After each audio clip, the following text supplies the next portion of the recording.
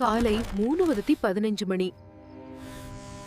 விடுதியின் மின்விசிறி சத்தமிட்டுக் கொண்டிருந்தது. அப்போதுதான் அந்த சத்தம் கேட்டது. நடைபாதையில் யாரோ நகம் போட்டு தரையை சொறிவது போல. நான் கதவை திறந்தேன். நிலவொளியில் நடைபாதையில் ஈரமான அடிச்சுவடுகள் இருந்தன. அவை கீர்த்தனாவின் அறைக்கு சென்று கொண்டிருந்தன. அவளுடைய அறைக்கதவு திறந்திருந்தது. உள்ளே பார்த்தேன். கண்ணாடி முன் ஒரு மெழுகுவர்த்தி எரிந்து கொண்டிருந்தது. அதன் வெளிச்சத்தில் கீர்த்தனா நின்றிருந்தாள். ஆனால் அவளுக்கு பின்னால் இன்னொரு நிழல் இருந்தது. அப்போதுதான் அந்த நிழல் கண்ணாடிக்குள்ளிருந்து வெளியே வந்தது. முகமில்லாத உருவம்.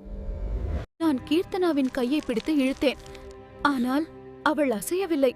அவள் கால்கள் தரையில் வேரூன்றி இருந்தது போல.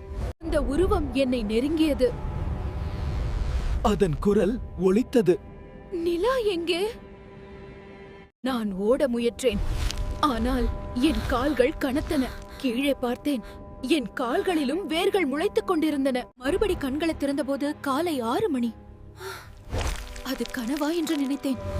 ஆனால் என் அறைக்குள் ஈரமான அடிச்சுவடுகள் இருந்தன. சிறிய வெள்ளை வேர்கள் முளைத்திருந்தன.